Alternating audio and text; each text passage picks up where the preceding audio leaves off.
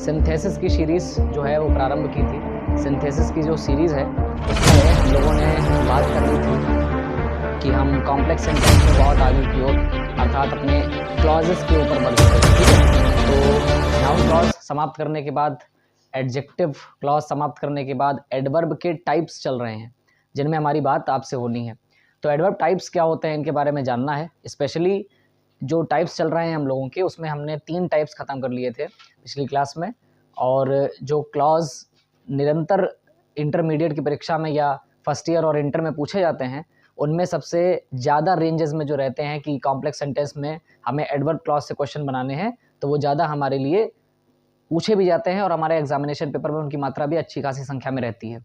तो हमने पिछली क्लास में टाइम क्लॉज, प्लेस और साथ ही साथ हमें जो क्लॉज मिला था, इन सारी बातों को करने के बाद अब हम अपने 4th टाइप पर आ चुके हैं। ठीक है, लगभग प्लेस को समझने के बाद, रीज़न को समझने के बाद 4th हमारा जो आज का क्लॉज है जिसके बारे में हमें समझना है, उसका नाम है कंडीशनल क्लॉज या एडवर्ब क्लॉज ऑफ कंडीशन। ठीक है, तो पिछली सारी क्लासेस को करने के बाद आप लोगों ने नोट्स बनाए होंगे, ऐसी आशा है, और हर चीज़ आपने लिखी होगी अपने नोटबुक में और उनको एग्जाम्पल के साथ आपने पढ़ा होगा। ये चीज़ हम समझ कर चल रहे हैं। तो जैसा आप लोगों को पहले से पता भी है कि सारी बातें एक क्लॉज के अंतर्गत होनी है और लगातार उनके टाइप्स भी बताए जाने हैं। तो बिना देरी के हम पहला क्लॉज शुरू करते हैं जो आज की क्लास का पहला क्लॉज है। और संभवतः आज की क्लास में हम निश्चित रूप से जो हमारे 8 क्लॉजेज हैं उनको हम विद एवरी एग्जाम्पल समाप्त कर लेंगे। ठीक है, तो कहने का मतलब ये है कि पहला जो हमारा क्लॉज है उसके ऊपर हमें ध्यान देना है। तो चलिए पहला क्लॉज शुरू करते हैं। पहला क्लॉज है एडवर्ब क्लॉज ऑफ कंडीशन या कंडीशनल क्लॉज। इसे शर्तात्मक वाक्य कहते हैं। तो कहते हैं ना, किसी चीज़ की कंडीशन रखी तब उस चीज़ की पूर्ति हुई। तो जैसे बाई चांस आपसे कह दिया गया कि अगर तुम अपनी क्लास में फर्स्ट आओगे तो तुम्हारे पिताजी तुम्हें एक बाइसिकल देंगे। तो कहने का मतलब है कि एक शर्त है, उसके बाद दूसरा क्लॉज शुरू हो रहा है। अच्छा, एक चीज़ और थोड़ी सी रिकॉल करा लें। कंपाउंड में जब बातें शुरू हुई थी, ठीक है, कंपाउंड में तो हमें प्राथमिकता देनी होती थी कि हमारे सिंपल सेंटेंस में केवल एक फाइनाइट वर्ब है और उस फाइनाइट वर्ब को देखते हुए हमें ये समझना पड़ता था कि इसमें बाकी पार्टिसिपल आया है, जेरेंड आया है या किसी भी प्रकार का इन्फिनेटिव है। और जब ये बातें हम समझ लेते थे तब हम कंपाउंड अपना जब बनाते थे तो उसको चेंज करते समय मुख्य प्रकार की 4 कंजंक्शंस होती थी, क्यूमुलेटिव, एडवर्सिटिव, अल्टरनेटिव और रिलेटिव। इन सब के माध्यम से जब हम काम करते थे तो ये चीज़ हमें समझ में आती थी कि हमने कंजंक्शन के साथ अपने सेंटेंस को जोड़ा है, कंबाइंड किया है, और साथ ही साथ दोनों ही वाक्यों में फाइनाइट वर्ब शामिल हैं। तो ये दोनों बातें हमें पता चल जाती थी कि ये कंपाउंड सेंटेंस को बता रही हैं। सबसे सिंपल पहचान कंपाउंड सेंटेंस की यही थी जिसके आधार पर हमने सारी क्लासेस की। तो अब हम कॉम्प्लेक्स सेंटेंस में चल रहे हैं। तो कॉम्प्लेक्स सेंटेंस में जितने भी क्लॉजेज हैं उनके अपनी एक महत्वता है, अपना एक इम्पॉर्टेंस है। उस इम्पॉर्टेंस को समझने के बाद ही हम अपनी क्लासेस को अच्छे तरीके से, बेहतरीन ढंग से समझ पाएंगे। तो मेरा आपसे अनुरोध है कि क्लास शुरू हो रही है तो आप अच्छे से नोटबुक लेके, पेन लेकर और एक शांत माहौल में मोबाइल को लैंडस्केप मोड में रख के अच्छे से अध्ययन कीजिए।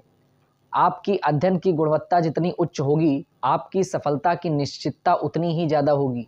ये चीज़ ध्यान रखिएगा। आप जितना अच्छा अध्ययन कर सकते हैं, ये मान कर चलिए कि आपकी सफलता आपकी उतने करीब पहुंच जाएगी। जैसे कि बहुत सारे फर्स्ट ईयर इंटर के बच्चे जानते हैं इस बात को कि सिंथेसिस के जो टॉपिक हैं उनको अमूमन लोग क्या मानते हैं, कठिन मानते हैं। ऐसा कुछ है नहीं। अगर हमने पार्ट 1 से लेकर आज तक का सफ़र किया है और ये हमारी संभवतः 16th क्लास है और आज 16वें पार्ट में आप देख रहे हैं लगातार सिंथेसिस के 16 पार्ट बन चुके हैं। और अगर 16 पार्ट में हमने एक एक चीज़ को बहुत ध्यान से पढ़ा है तो वैसे ये विस्तार वाला टॉपिक तो है ही, और प्रत्येक शिक्षक अपनी अपनी रेंज के अनुसार पढ़ाता है, समय के अनुसार पढ़ाता है। तो हम उस नॉलेज में से कितना गेन कर पाए उतना हमें चाहिए होता है। और वहाँ पर हमें देखना है कि हमारी भाषा जो है वो किस तरीके से अच्छी हो सकती है। चूँकि ग्रामर एक लैंग्वेज का सब्जेक्ट है तो लैंग्वेज के सब्जेक्ट को और कितना निखारा जा सकता है, ये सारी बातें हमें हमारे अध्ययन के द्वारा पता चलती हैं। तो यही सारी बातें आज करने के लिए हम सभी लोग क्लॉजेस के लिए आज यहाँ उपस्थित हुए हैं। तो आप आराम से अच्छे से बैठकर अपनी टेबल चेयर पर पेन और नोटबुक को सामने रख के एक एक चीज़ जो मैं बता रहा हूँ आपको वो नोट करते जाइए, और उसके बाद फर्स्ट ईयर इंटर में आने वाले ये टॉपिक्स आपको आसान लगेंगे, ऐसी आशा है। क्योंकि मैं कोशिश कर रहा हूँ कि आपको वहाँ से पढ़ाया जाए, इतने डीप लेवल से पढ़ाया जाए कि जो विद्वान से विद्वान साथी हैं मेरे, उनका रिवीजन हो सके, और जो बच्चा कुछ भी नहीं जानता है क्लॉजेस के बारे में, उनको भी बहुत अच्छी सी जानकारी हो जाए। तो अब बिना किसी देरी के शुरू कर रहे हैं हम कंडीशनल क्लॉज को। तो देखिएगा ध्यान से। एडवर्ब क्लॉज ऑफ कंडीशन या कंडीशनल क्लॉज यानी शर्तात्मक वाक्य। जैसे मैंने अभी एक उदाहरण दिया था कि यदि तुम कक्षा में पहला स्थान लाओगे तो तुम्हारे पिताजी तुम्हें साइकिल दिलवाएंगे। अब ये चीज़ शर्त में है, यानी तुम्हें साइकिल लेने के लिए कक्षा में प्रथम आना पड़ेगा, है ना। तो ये सारी जब चीज़ें शर्तात्मक वाक्य से जुड़ती हैं तो इसे कहा जाता है कंडीशनल क्लॉज। और इसे हम किस कंजंक्शन के माध्यम से देखते हैं वो हमारे सामने यहाँ पर लिखी हुई हैं।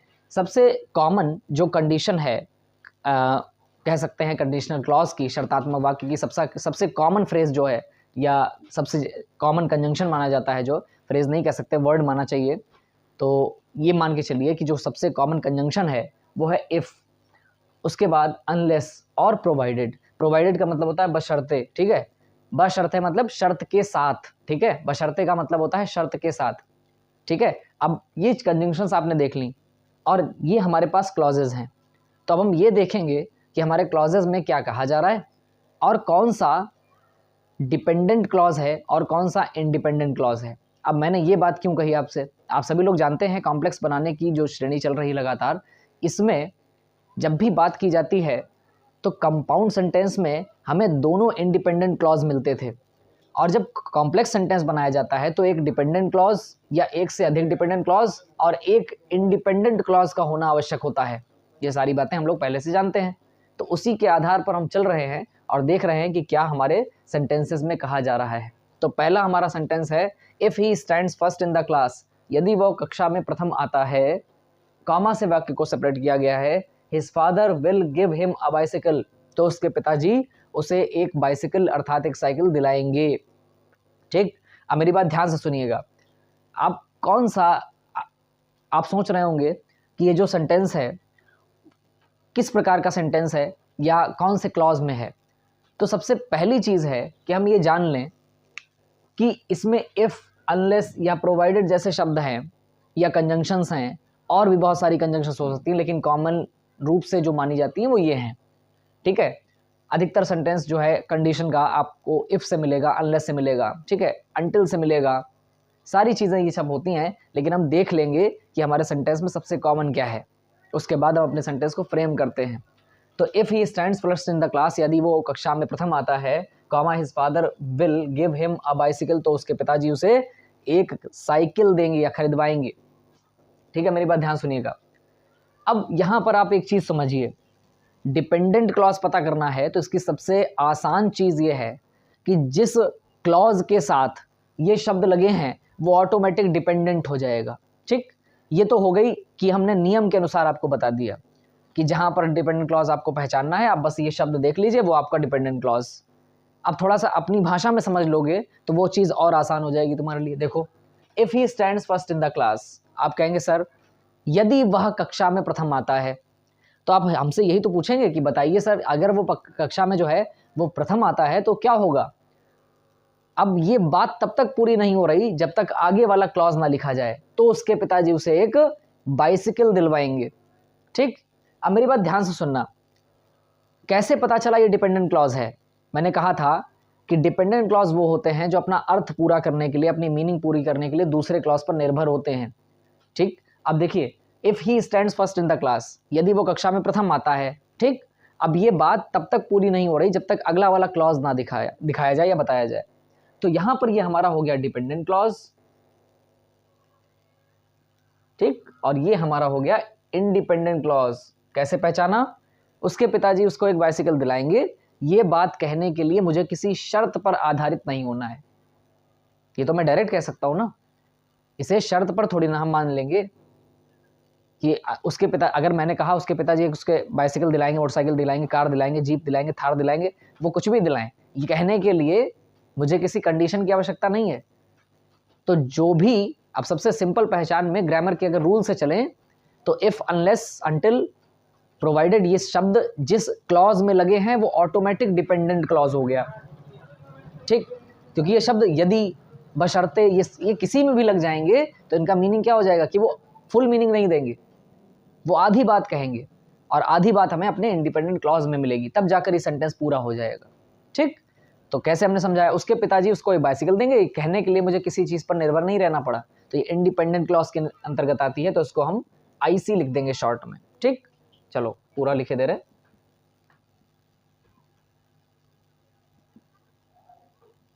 ठीक, आईसी अर्थात इंडिपेंडेंट क्लॉज। अब देखिए, क्या ये कॉम्प्लेक्स सेंटेंस है?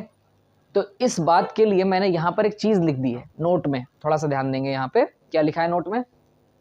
कंडीशनल क्लॉज कॉम्प्लेक्स सेंटेंस के अंतर्गत आते हैं। क्या कह रहा हूं, ध्यान सुनिएगा।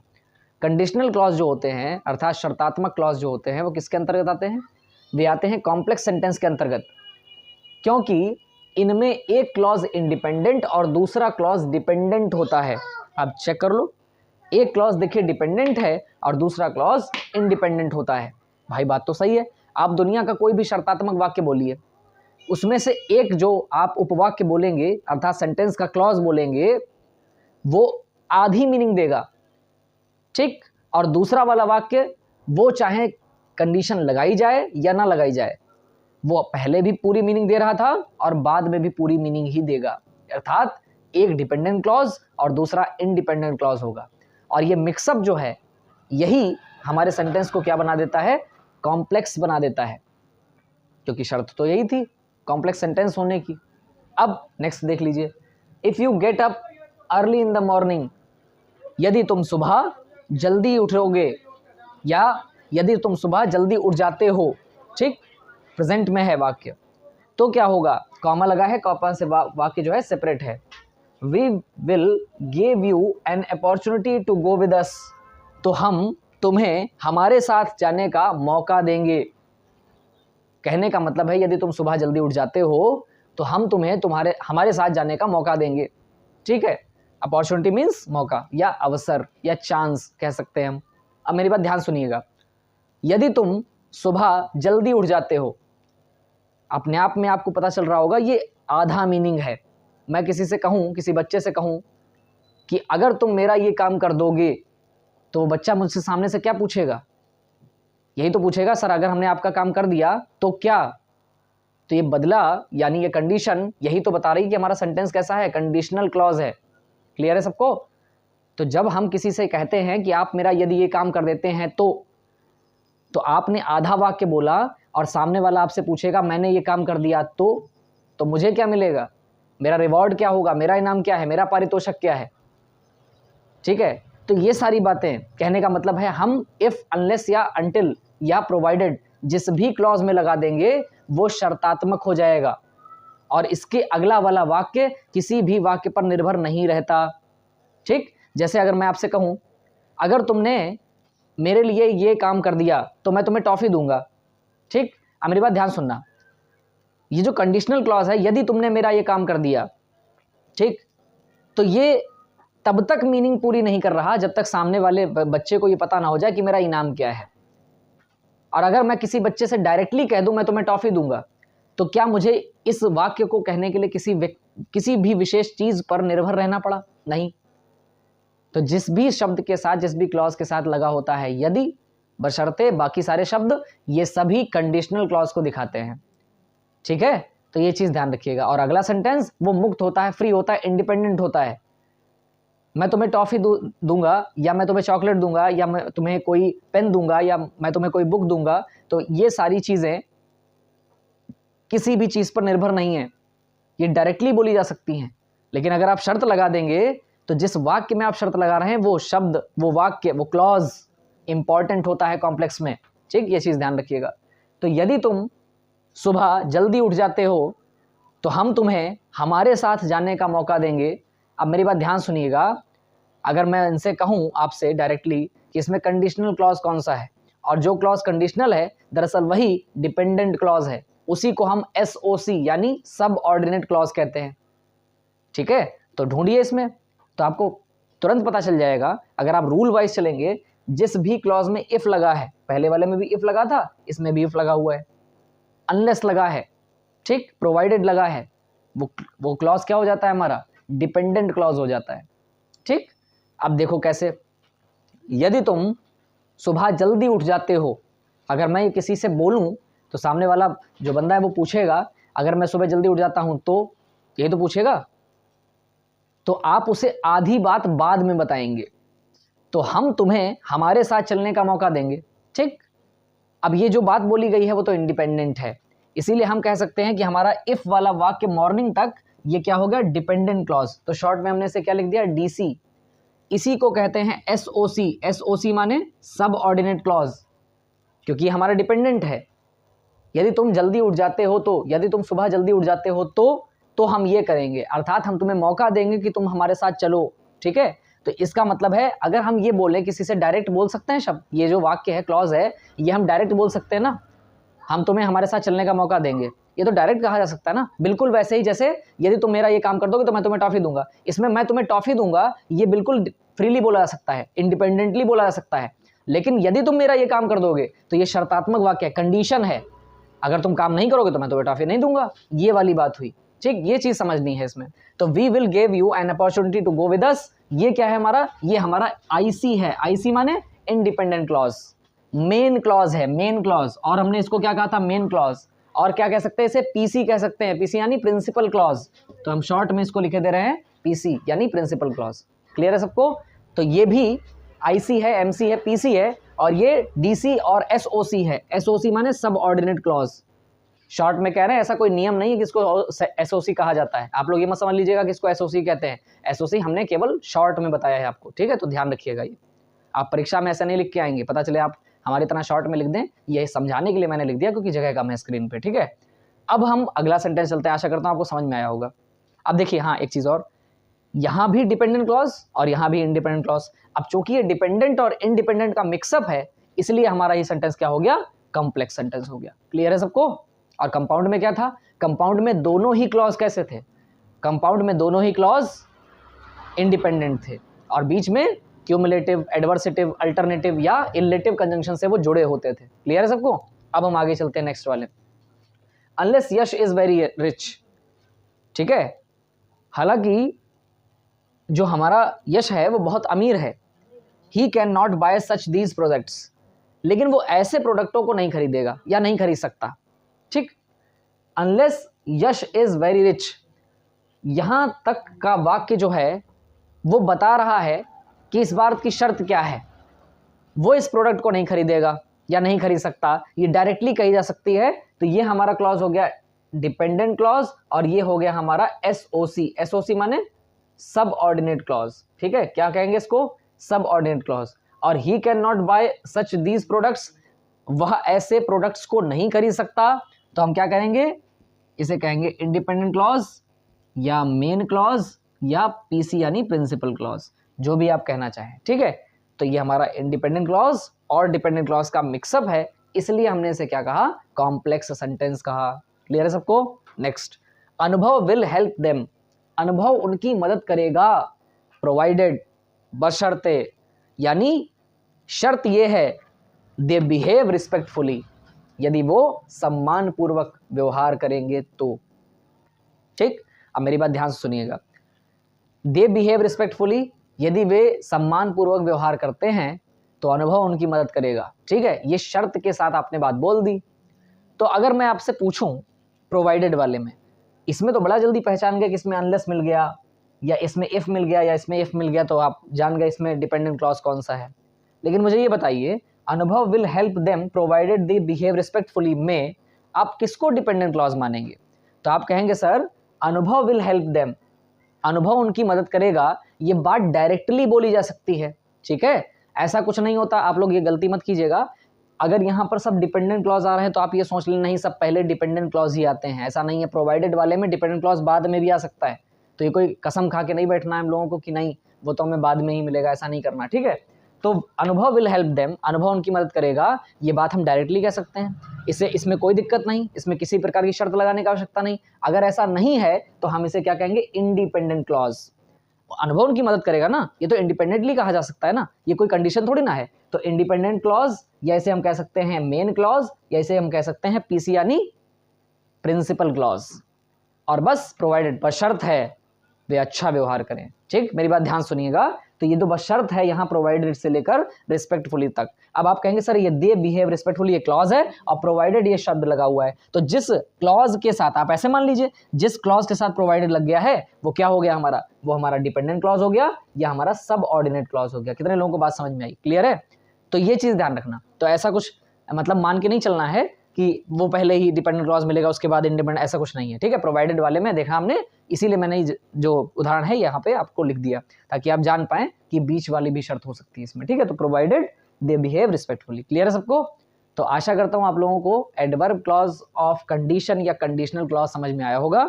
अब हम इसके बाद वाला जो क्लॉज है जिसको हम कहते हैं एडवर्ब क्लॉज ऑफ पर्पस या पर्पस क्लॉज, इस पर हम चल रहे हैं। तो पर्पस में उद्देश्य बताया जाता है, और उद्देश्य को या लक्ष्य को या टारगेट को जो भी हम कह सकते हैं, तो वो उसमें शामिल होते हैं और उनको अब हमें देखना है। तो बिना किसी देरी के अब चलते हैं अगले क्लॉज पर। चुके हैं अपने एडवर्ब क्लॉज ऑफ पर्पस या पर्पस क्लॉज पर। इसका मतलब क्या होता है? उद्देश्य। सभी लोगों को पता है, विद्वान साथी जानते हैं, और सभी लोग जानते हैं कि पर्पस का मतलब उद्देश्य है।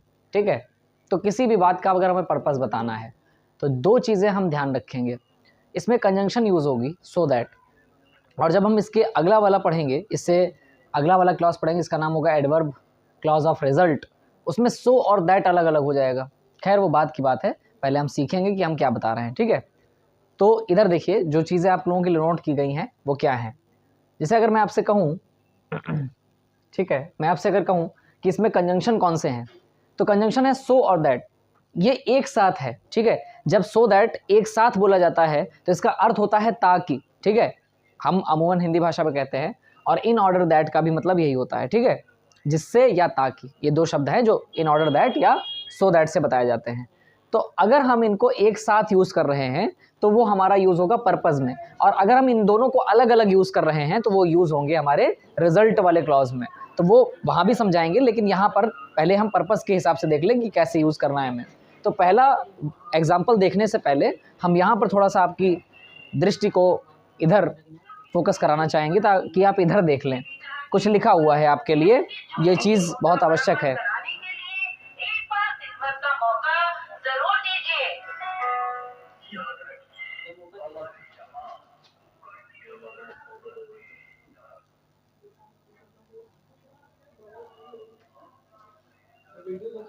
वीडियो चलने दो, कट जाता है, कटिंग हो जाती है।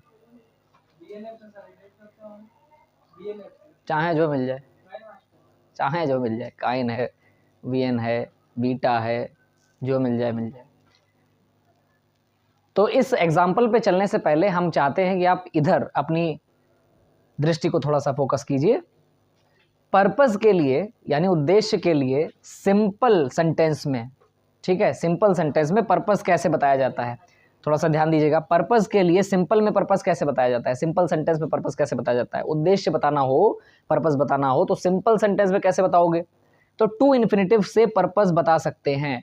टू इन्फिनेटिव यानी आपने सारी क्लासेस ली, हर बार आपको सिखाया गया कि टू प्लस मेन वर्ब की फर्स्ट फॉर्म ये टू इन्फिनेटिव का काम करती है, और यदि आप इस तरीके से फर्स्ट फॉर्म प्लस टू का उपयोग करके पर्पस बताना चाहते हैं तो उससे हम अपना सिंपल सेंटेंस बना सकते हैं। और अगर कॉम्प्लेक्स में पर्पस आपको बनाना हो, कॉम्प्लेक्स सेंटेंस में, तो देखें कैसे बनाएंगे।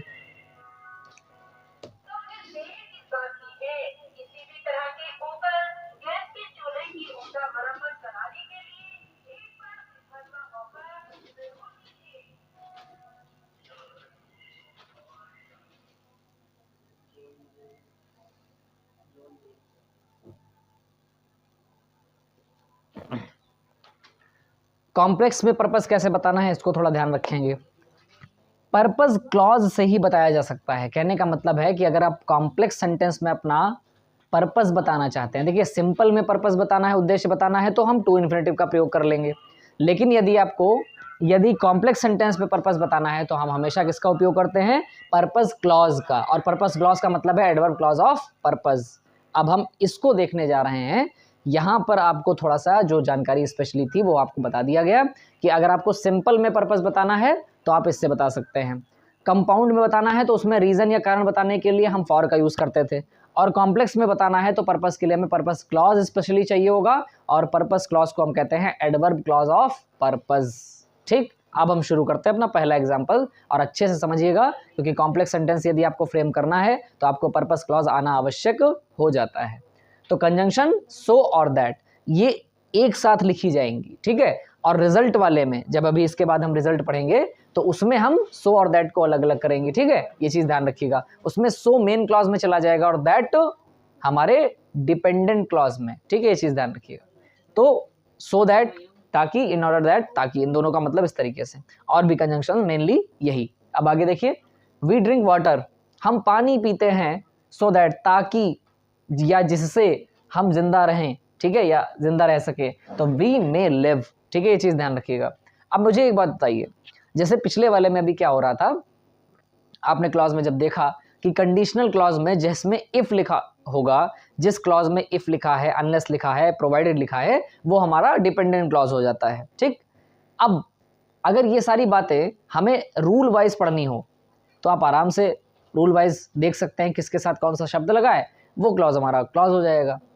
लेकिन अगर हम ऐसे ही जानना चाहें, अगर इसकी हिंदी ही समझ में आ रही है हमें और उसी प्रकार से हम उसको निकालना चाहें तो कैसे करेंगे? तो देखो, ताकि हम जिंदा रह सके, ये तो आधा अधूरा अर्थ है ना, पूरा थोड़ी ना है, ताकि हम जिंदा रह सके। अब मेरी बात ध्यान सुनिएगा, अगर हम किसी से कहें ताकि हम जिंदा रह सकें तो सामने वाला हमसे पूछेगा तो आधी बात तो बोलो क्या करने पर, है ना। तो पता चला क्या करने पर, पानी पीते हैं हम ताकि हम जिंदा रह सके, तो हम पानी पीते हैं, ये तो इंडिपेंडेंट क्लॉज है। भाई सही कह रहे कि नहीं, हम पानी पीते हैं, ये तो इंडिपेंडेंट क्लॉज है ना। क्या ये बात कहने के लिए मुझे कोई शर्त लगानी पड़ी? नहीं। क्या हम इसे मेन क्लॉज कह सकते हैं? क्या हम इसे प्रिंसिपल क्लॉज कह सकते हैं? हाँ। लेकिन देखिए, जिस क्लॉज के साथ सो डैट लगा हुआ है वो पहली शर्त है कि वो हमारा पर्पस क्लॉज हो गया। पर्पस क्यों? इसी क्लॉज से तो उद्देश्य बताया गया, ताकि हम जिंदा रह सके। जिंदा रहना हमारा उद्देश्य है और काम हमने किसका किया? पानी पीने का। तो जिंदा रहना हमारा उद्देश्य है, काम किया हमने पानी पीने का, तो ये जो काम किया गया है ये तो इंडिपेंडेंट क्लॉज है। लेकिन अगर हम जिंदा रह रहे हैं तो हमारा ये उद्देश्य है जिंदा रहना, और ये किसके द्वारा बताया गया है? ये बताया गया है पर्पस क्लॉज के द्वारा। कौन सी कंजंक्शन का यूज करके? तो सो दैट का यूज करके। क्लियर है सबको? ये बात हम आप तक पहुंचाना चाहते थे। अब बताइए, क्या पर्पस क्लॉज डिपेंडेंट क्लॉज है? आप कहेंगे हाँ। इसका सबसे आसान, उधर जाने की आवश्यकता ही नहीं है। सबसे बड़ी बात, ऐसे आप आराम से सोच लीजिए, आपको खूब अच्छे से पता है जब हमने कॉम्प्लेक्स सेंटेंस शुरू किया था, ठीक है, तो इतनी दिमाग लगाने की क्या जरूरत है कि वहां जाएं और फिर देखें। थोड़ा सा याद कीजिए, जब हमने कॉम्प्लेक्स सेंटेंस शुरू किया था तो कॉम्प्लेक्स सेंटेंस में ढेर सारी बातें पहले इंडिपेंडेंट और डिपेंडेंट क्लॉज को लेकर हुई। उसके बाद हम धीरे धीरे सबऑर्डिनेट क्लॉज पर पहुंचे। फिर सबऑर्डिनेट क्लॉज के 3 पार्ट देखे, नाउन क्लॉज, एडजेक्टिव क्लॉज और एडवर्ब क्लॉज। फिर हमने नाउन क्लॉज के 4 पार्ट देखे, as a subject, as a object, as a complement और एज अ प्रीपोजिशनल फ्रेज। ठीक है, तो नाउन क्लॉज का कोई भी पार्ट मिल जाएगा और कोई भी क्लॉज हमसे डायरेक्टली पूछा जाएगा, तो इन सब की माताश्री हैं कौन? इन सब की माताश्री हैं कॉम्प्लेक्स। ये सारे कॉम्प्लेक्स के अंतर्गत ही तो आएंगे। और दूसरी चीज, कोई एडजेक्टिव क्लॉज मिल जाएगा, ठीक है, जो उसी नाउन के बारे में बताएगा। 3 शर्तें याद हैं? पहली बात तो नाउन प्रोनाउन के बाद ये क्लॉज आएगा, जिस नाउन प्रोनाउन के बाद ये आएगा उसके बारे में बताएगा, और तीसरी सबसे बड़ी शर्त, यदि उस क्लॉज को हटा दिया जाएगा तब भी उसका मीनिंग पूरा रहेगा। एडजेक्टिव क्लॉज में यही सीखा था आपने, थोड़ा सा याद कीजिए। अगर याद है तो कमेंट बॉक्स में बताइएगा, और चेहरे खिलखिला गए होंगे मुझे पता है। अगर आप लगातार पढ़ाई कर रहे हैं तो निश्चित रूप से यही हुआ होगा।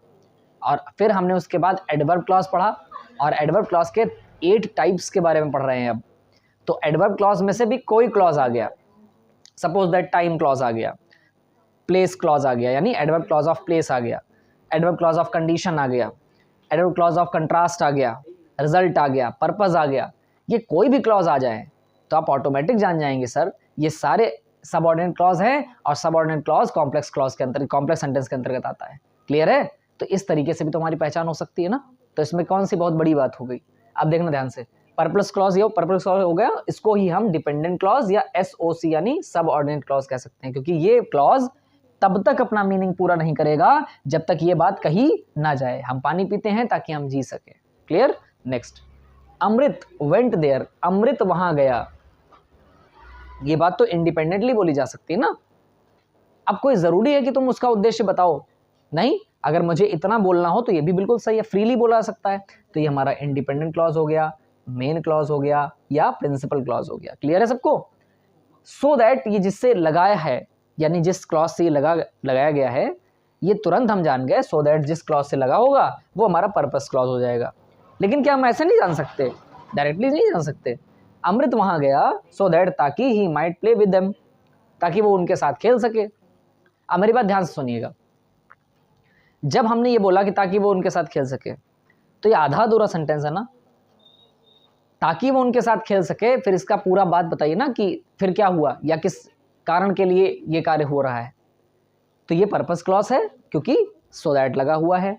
लेकिन इसको ना भी बताया जाए तब भी हम पहचान सकते हैं, ताकि वह उनके साथ खेल सके, ये बात तब तक पूरी नहीं होगी जब तक ये कहा ना जाए। अमृत वहां गया ताकि वो उनके साथ खेल सके, अब ये पूरी बात बनी, अब ये सेंटेंस बना पूरा।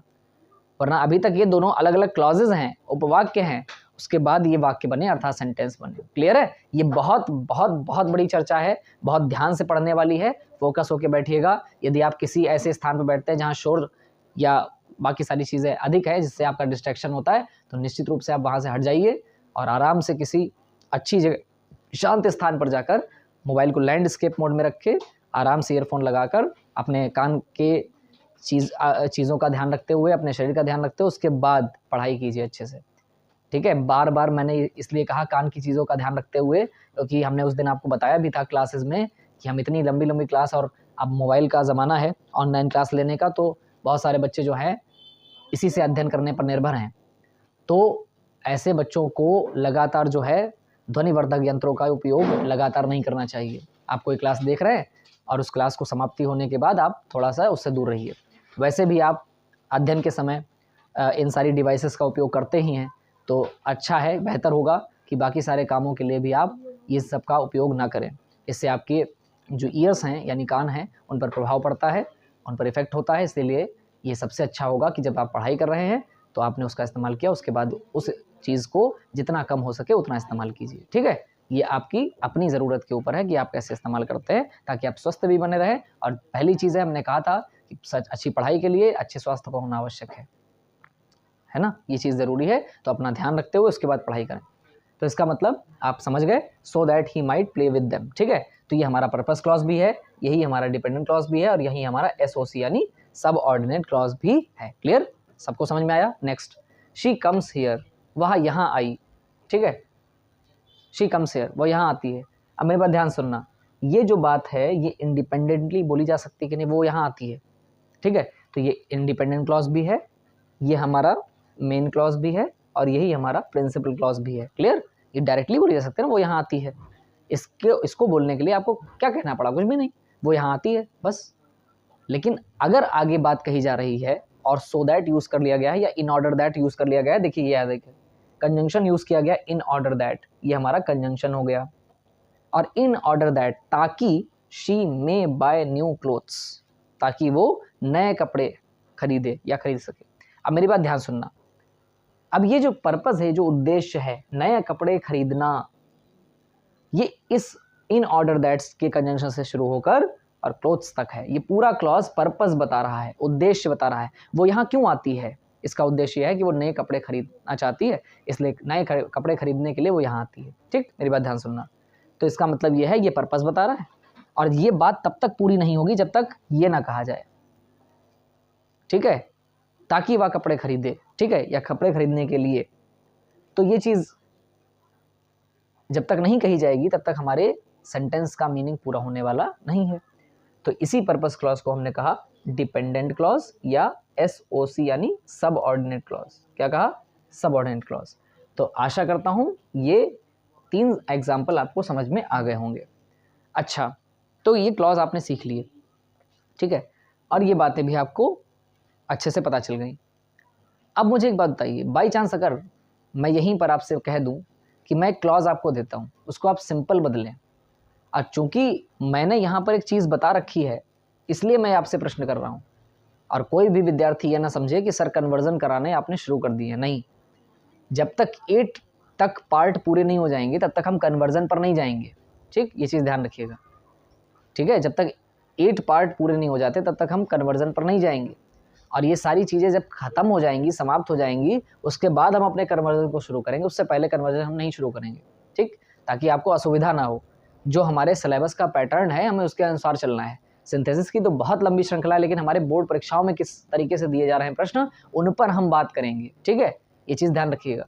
सबसे पहला उद्देश्य क्या है, पहले समझ लीजिए, डिस्क्लेमर टाइप का है कि सबसे पहली चीज़ जो हम बता रहे हैं वो सारी बोर्ड परीक्षाओं के अंतर्गत पूछे गए प्रश्नों के ऊपर आधारित है, उसके बाद ही हम अपने सिंथेसिस को समझते हैं, ठीक है। तो ये चीज़ ध्यान रखिएगा, और ये सभी के लिए है, जो लोग भी सिंथेसिस का अध्ययन करते हैं, चाहे वो किसी भी परीक्षा की तैयारी हो, उनके लिए भी है, ठीक, ध्यान रखिएगा। तो मैंने क्या कहा, एक एग्जाम्पल आपको दे दिया मैंने, क्योंकि मैंने दोनों बातें बता दी। अगर सिंपल में पर्पस बताना हो तो टू इन्फिनिटिव लगा दीजिए, और कॉम्प्लेक्स में पर्पस बताना हो तो पर्पस क्लॉज का ही उपयोग करते हैं। तो ये चीज़ें आप जान गए हैं। तो अगर आप ये जान गए तो छोटा सा एक टेस्ट टाइप का आप कर लेते हैं। जैसे यहाँ पर अगर मैं आपसे कह दूँ सुधीर कम्स हियर, सुधीर यहाँ आता है, तो आप सभी लोग जान गए सुधीर यहाँ आता है, ये हमारा इंडिपेंडेंट क्लॉज है, यानी इसको कहने के लिए हम किसी पर निर्भर नहीं है। सुधीर यहाँ आता है इंडिपेंडेंट क्लॉज है, इसी को हम कहते हैं, क्या कहते हैं, MC यानी मेन क्लॉज, या PC यानी प्रिंसिपल क्लॉज। अब सो दैट, ताकि ही मे स्टडी विद अस, ताकि वो हमारे साथ पढ़ सके। अब मेरी बात ध्यान सुनिएगा, ये जो सो दैट है ये तो कंजंक्शन है, फिर सो दैट से शुरू किया हुआ यहाँ अस तक, ये क्या है, ये आप जान गए सर, ये हमारा पर्पस क्लॉज है। पर्पस यानी PC, ये PC इधर वाला मत समझ लेना, ये प्रिंसिपल क्लॉज है और ये पर्पस क्लॉज है। पर्पस क्यों, क्योंकि इस क्लॉज के द्वारा ही उद्देश्य बताया जा रहा है, ताकि वो हमारे साथ पढ़ सके, ये उद्देश्य है। और वह यहाँ आता है, ये हमारा प्रिंसिपल क्लॉज, इसको कहने के लिए हमें किसी पर डिपेंड नहीं रहना है, ठीक, ताकि वो यहाँ हमारे साथ पढ़ सके, ठीक। अब ये हो गया हमारा पर्पस क्लॉज, इसी को कहते हैं डिपेंडेंट क्लॉज, या इसी को कहते हैं सबऑर्डिनेट क्लॉज। आपने ऑपरेशन कर डाला, वेरी गुड, बहुत बढ़िया। इसका मतलब है आप चीज़ें समझ पा रहे हैं। तो अगर मैं इसको सिंपल बदलना चाहूँ, अगर नीचे सर ने दे दिया चेंज इनटू सिंपल सेंटेंस, आप इसे सिंपल में बदलिए, तो आप कैसे बदलेंगे। अगर मैं आपसे कहूँ पर्पस बताने के लिए सिंपल सेंटेंस में इन्फिनेटिव का उपयोग किया जाता है, तो आपका पर्पस अर्थात पर्पस वाला जो सेंटेंस है, उद्देश्य वाला जो सेंटेंस है, वो पूरा हो गया। टू इन्फिनेटिव लगाना है और काम हो जाएगा। अब एक बात बताइए, पर्पस बताने के लिए आप टू इन्फिनेटिव मेन वर्ब में ही तो लगाएंगे। थोड़ा सा यहाँ ध्यान दीजिए, he comes here, Sudhir comes here, ठीक है, ये बात यहाँ पर लिखी हुई है, Sudhir comes here so that he may study with अस, ठीक, ये बात इन्होंने लिखी। अब मुझे एक बात बताइए, यहाँ पर जो लिखा हुआ है सुधीर यहाँ आता है ताकि वह हमारे साथ पढ़ाई कर सके, इसको सिंपली ऐसे नहीं बोला जा सकता, सुधीर यहाँ हमारे साथ पढ़ाई करने के लिए आता है। तो अगर मैं इसको ऐसे सिंपल बना दूं, Sudhir comes here to study with us, तो ये सिंपल बनके तैयार हो गया कि नहीं, चेक कर लो। सिंपल के लिए आपको क्या चाहिए था, एक फाइनाइट वर्ब, हाँ क्या चाहिए था, एक फाइनाइट वर्ब। चेक कर लो, सिंपल होने की शर्त क्या थी, याद करो, सिंपल होने की शर्त है एक फाइनाइट वर्ब हो, बाकी इन्फिनेटिव, पार्टिसिपल, जेरेंड, जिससे तुम जोड़ना चाहते हो अपने सेंटेंस को बना सकते हो, ठीक है। तो सुधीर सब्जेक्ट हो गया, कम्स ये फाइनाइट वर्ब है, क्यों, प्रेजेंट इंडेफिनिट टेंस बता रही है, तो ये हमारी फाइनाइट वर्ब हो गई। सुधीर यहाँ आता है क्या करने के लिए, टू स्टडी, पढ़ने के लिए, है ना, ना नी ने के लिए, ये सारी चीजें इन्फिनेटिव हैं। तो आप सभी लोग जानते हैं टू स्टडी हमारा क्या हो गया, इन्फिनेटिव। और देखो इन्फिनेटिव की सहायता से टू स्टडी हमारा क्या हो गया, इन्फिनेटिव हो गया, ठीक, टू स्टडी ये इन्फिनेटिव हो गया, और किसके साथ पढ़ने के लिए, हमारे साथ पढ़ने के लिए, ठीक है। अब मेरी बात ध्यान सुनना, क्या हमने इन्फिनेटिव और एक फाइनाइट वर्ब का इस्तेमाल करके अपने सिंपल सेंटेंस को बना दिया कि नहीं बना दिया। तो बताइए कितने लोगों को एग्जाम्पल क्वेश्चन अच्छा लगा, समझ में आया आपको। तो Sudhir comes here to study with us, clear है? तो जो हम कहना चाहते थे, मैंने इस एग्जाम्पल क्वेश्चन को जानबूझ के यहाँ क्यों रखा, इसलिए रखा क्योंकि यहाँ पर जो चीज़ें मैंने यहाँ नोट की थी कि हमें अगर सिंपल में पर्पस बताना हो तो हम टू इन्फिनिटिव से बता सकते हैं, और कॉम्प्लेक्स में पर्पस बताने के लिए बाकायदा हमें पर्पस क्लॉज चाहिए होगा। तो ये बात आपको समझाने के लिए मैंने यहाँ पर ये नोट किया था। आशा करता हूँ आपको सारी बातें समझ में आई होंगी। सिंपल सेंटेंस भी बन गया, उद्देश्य भी पता चल गया। टू स्टडी, क्या करने के लिए? पढ़ाई करने के लिए। यही तो उद्देश्य था। अरे उसका यहाँ आना, हमारे साथ पढ़ना, ये पढ़ना ही तो उसका उद्देश्य है, ठीक है?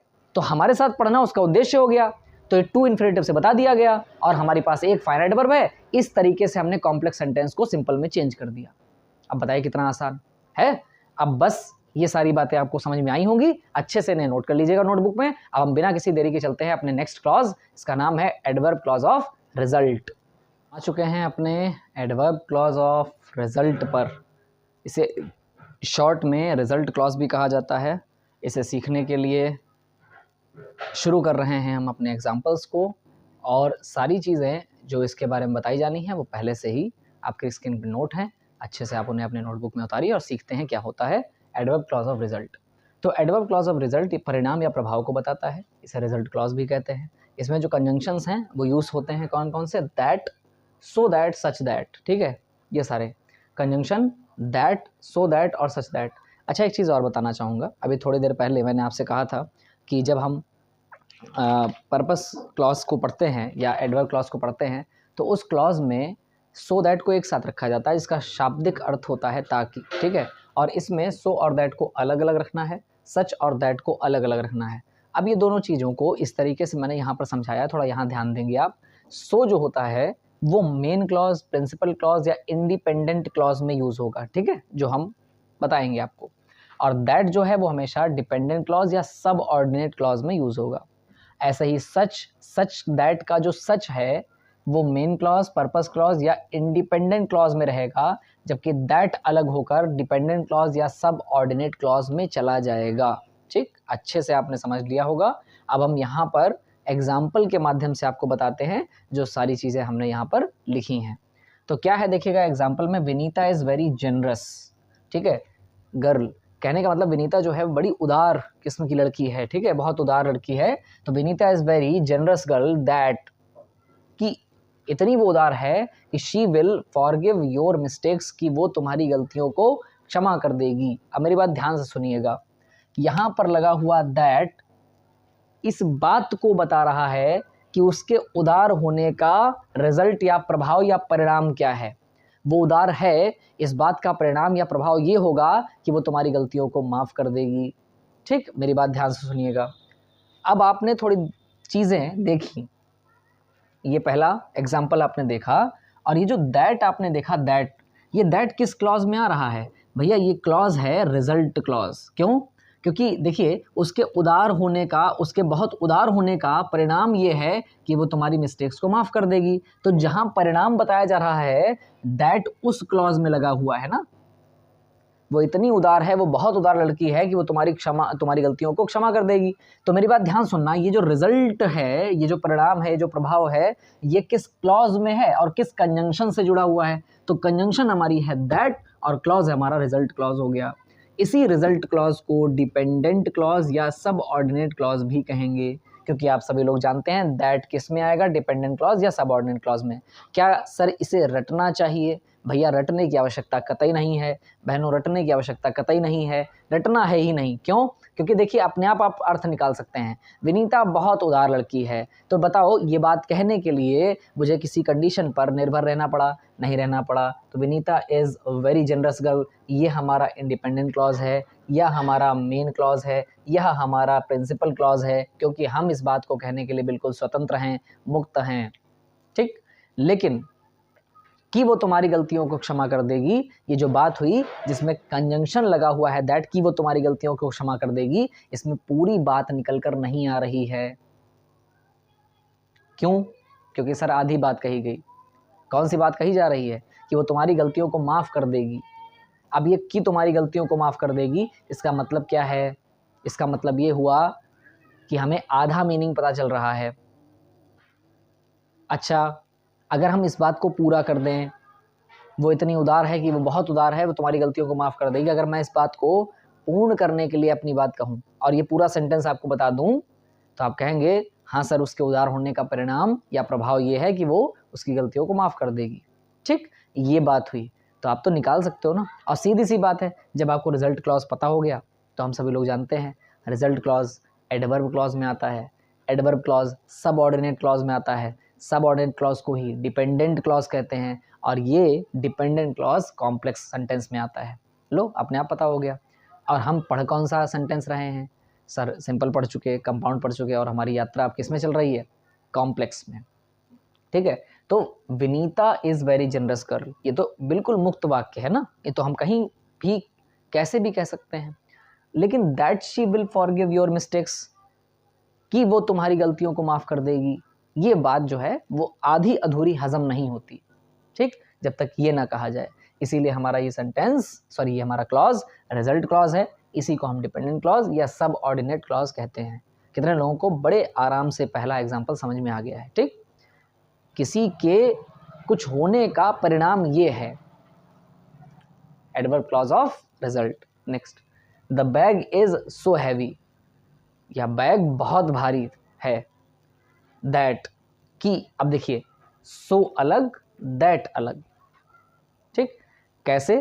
क्या हम जानते हैं कि हमारा जो बैग है वो बहुत भारी है?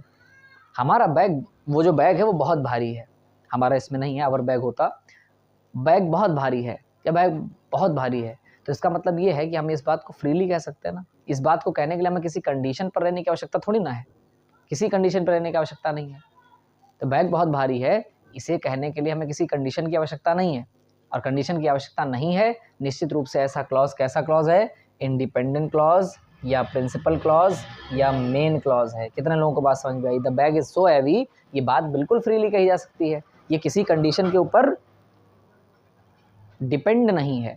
और जब ये डिपेंड नहीं है तो ये हमारा इंडिपेंडेंट क्लॉज है, मेन क्लॉज है या प्रिंसिपल क्लॉज है। क्लियर? अब एक चीज़ और बता दें आपको, ये जो सो है, अब आप अपने आप बताना, इसमें कोई हम देखना चाहते हैं ना, हमें कितने लोग आप बता पाएंगे ये जो सो है ये किस क्लॉज के अंतर्गत आ रहा है? तो आपको उत्तर मिल गया इंडिपेंडेंट क्लॉज। और चेक करो, तनिक यही तो लिखा था, ये जो सो है वो किसके अंतर्गत आएगा? या तो मेन क्लॉज, प्रिंसिपल क्लॉज या इंडिपेंडेंट क्लॉज। भाई ये तीनों एक ही देवता के तो नाम है, एक ही देवता के तीन नाम है ना। कौन देवता? इंडिपेंडेंट क्लॉज, उन्हीं के तीन नाम है, या इंडिपेंडेंट क्लॉज कह लीजिए या मेन क्लॉज कह लीजिए या प्रिंसिपल क्लॉज कह लीजिए। ठीक, अब मेरी बात ध्यान सुनना। तो यहाँ तक जो हैवी तक की बात थी ये है इंडिपेंडेंट क्लॉज। ठीक, अब आप सभी लोग जानते हैं दैट से पिछले वाले में क्या था? पर्पस वाले में सो दैट एक साथ आता था, और यहाँ पर सो अलग है, दैट अलग है। यही तो चेक करना है। That he can not carry it, कि वह उसे कैरी नहीं कर सकता। बैग इतना भारी है कि उसे कैरी नहीं कर सकता, कि वह उसे कैरी नहीं कर सकता। ये परिणाम हुआ ना, रिजल्ट हुआ ना। बैग के भारी होने का परिणाम ये है कि वो उसे उठा नहीं सकता, कैरी नहीं कर सकता। अब मेरी बात ध्यान सुनना, प्रभाव इधर, परिणाम इधर, रिजल्ट इधर, और बात कही गई इंडिपेंडेंटली इधर। अब मेरी बात ध्यान सुनना, ये इंडिपेंडेंट क्लॉज हुआ, मेन क्लॉज हुआ और प्रिंसिपल क्लॉज हुआ। और इधर वाला क्या है? चूंकि रिजल्ट है ना, बैग के भारी होने का परिणाम यहाँ दिखाई दे रहा है ना, तो बस ये हमारा क्या हुआ? डिपेंडेंट क्लॉज या एसओसी माने सब ऑर्डिनेट क्लॉज। क्लियर है सबको? तो ये भी बहुत अच्छे समझ में आया होगा, ऐसी आशा है। अगला एग्जाम्पल है, Rameshwar Rai is such a nice man. Rameshwar Rai जो हैं, माननीय रामेश्वर राय जो हैं, वो बहुत अच्छे आदमी हैं, और ऐसे अच्छे आदमी हैं कि that all of us respect him, कि हम सभी उनका आदर करते हैं। अब मेरी बात ध्यान सुनिएगा, रामेश्वर राय इज सच, अब देखिए सच उठाया यहाँ से। अब बताना, Rameshwar Rai is such a nice man, अगर मुझे मैन तक ये बात कहनी हो तो मैं इंडिपेंडेंटली कह सकता हूँ कि नहीं? कि मुझे इस बात पर कंडीशन लेनी है? नहीं, वो एक अच्छे आदमी हैं, रामेश्वर राय एक अच्छे आदमी हैं, अगर ये बात मुझे कहनी हो तो मैं ये मुक्त रूप से कह सकता हूँ कि नहीं कह सकता हूँ? और अगर ये बात कही गई है तो मुझे किसी पर निर्भर होने की आवश्यकता नहीं है। ठीक, ये चीज़ ध्यान रखिएगा। तो जब ऐसी कोई क्लॉज होते हैं तो हम सभी लोग जानते हैं उन्हें इंडिपेंडेंट क्लॉज, मेन क्लॉज या प्रिंसिपल क्लॉज कहा जाता है। क्लियर है सबको? ये चीज़ है, जल्दी भागने की आवश्यकता नहीं है। अच्छा एक चीज़ और बताओ, इस सेंटेंस में जो सच आया है, सच, ये किस क्लॉज में आ रहा है? तो आपने ऑटोमेटिक बता दिया सर, इंडिपेंडेंट क्लॉज। तो देखो सच हमारा इसी में तो आएगा। क्लियर है सबको? ये चीज़ ध्यान रखिएगा। और दैट से जो सेंटेंस यहाँ से मैन तक तो हो गया, that all of us respect him, कि हम उनका, हम सभी बहुत सम्मान करते हैं। ठीक है, अब मेरी बात ध्यान सुनना, कि हम उनका बहुत अधिक सम्मान करते हैं या हम सब सम्मान करते हैं उनका। ये दो बात है, ये किस आधार पर कही जा रही है? क्योंकि वो एक अच्छे आदमी हैं, उनके अच्छे होने का परिणाम ये है, उनके अच्छे होने का प्रभाव ये है, उनके अच्छे होने का रिजल्ट ये है कि हम सब उनका आदर करते हैं। क्लियर? तो देखिए रिजल्ट यहाँ पर आया, तो ये हमारा दैट से लेकर हिम तक क्या हो गया? Result clause. और ये आदर करने का जो क्लॉज है, ये रामेश्वर राय जी के अच्छे होने पर निर्भर है। वो अच्छे नहीं होते तो उनका सम्मान कौन करता? वो अच्छे हैं इसीलिए उनका सम्मान है ना। तो ये चीज़ क्या हो गई? डिपेंडेंट क्लॉज या सबऑर्डिनेट क्लॉज। क्लियर है सबको? अच्छा सारा समझ में? ठीक है, बताते रहना कमेंट पे। तो ये आपको समझ में आया होगा, ऐसी आशा है। नेक्स्ट एग्जाम्पल देखिएगा ध्यान से। The coffee is so tasty, coffee जो है वो बहुत स्वादिष्ट है, so tasty, that all of us like to drink it, कि पीने के लिए हमें वह बहुत पसंद है। हम सबको पीने के लिए कॉफ़ी बहुत पसंद है क्योंकि वो कॉफ़ी इतनी टेस्टी है। तो अब खुद ही बताना, कॉफ़ी बहुत टेस्टी है, यहाँ टेस्टी तक, ठीक, कॉफ़ी बहुत टेस्टी है, ये बात कहने के लिए मुझे कोई ऐसी कंडीशन चाहिए जब मैं बोल सकूं? कोई ज़रूरत नहीं है। तो कॉफ़ी बहुत टेस्टी है, इसमें जो सो लगा हुआ है वो क्या है?